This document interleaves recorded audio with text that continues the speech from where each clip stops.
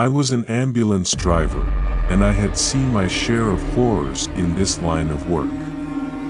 But one night, something happened that still sends chills down my spine. It was midnight, and a call had come in about a woman in distress. The dispatcher's voice crackled over the radio, giving me the address. The location was in the outskirts of town, in an area known for its eerie, deserted roads. I couldn't shake the feeling that something was off. As I raced through the empty streets, the only sound was the wailing siren and the thumping of my heart. The dispatcher had mentioned that the woman was alone at home. Feeling a sense of impending dread, I couldn't help but wonder what could be so terrifying at this hour. When I finally arrived at the address, the house stood in total darkness. I parked the ambulance and grabbed my flashlight, my heart pounding in my chest.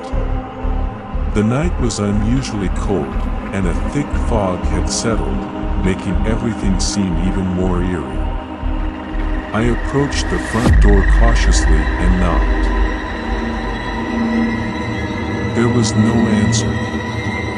I called out, "Is anyone there?" "It's the ambulance." Still, silence hung in the air like a heavy shroud. I decided to enter the house, my flashlight cutting through the darkness.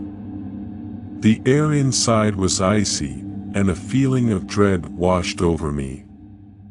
I made my way through the dimly lit hallway, my footsteps echoing eerily. The house seemed to creak and groan as if it held a dark secret. I found the woman. In a small, dimly lit room at the end of the hallway.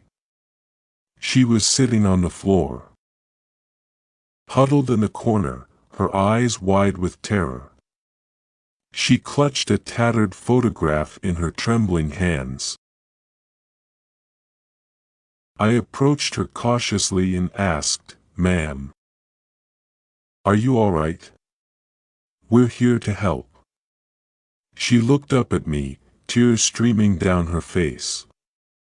In a trembling voice, she whispered, "It's here. It's been watching me. It won't let me leave." My instincts told me to get her out of there, but before I could react, a bone-chilling sound filled the room. It was a low, guttural growl that seemed to emanate from the very walls of the house. I shone my flashlight around the room, but there was nothing there.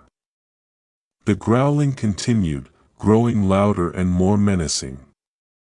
The woman's terror was palpable.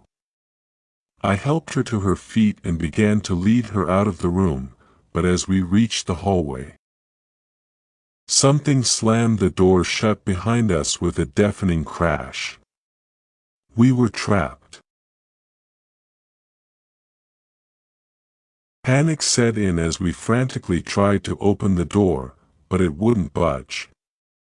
The growling grew louder, and the air turned even colder. Shadows seemed to dance and shift in the corners of my vision. I radioed for backup, my voice trembling as I described our situation.